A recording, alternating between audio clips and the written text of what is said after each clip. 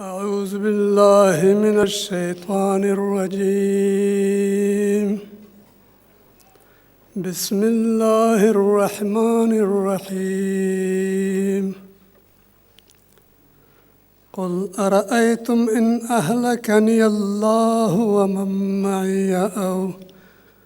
ومن معي أو رحمنا فمن يجير الكافرين من عذاب أليم. قل هو الرحمن آمنا به وعليه توكلنا فستعلمون من هو في ضلال مبين. قل أرأيتم إن أصبح ماؤكم غورا فمن يأتيكم بماء معين. سبحان ربك رب العزة عما يصفون وسلام على المرسلين والحمد لله رب العالمين. آمين.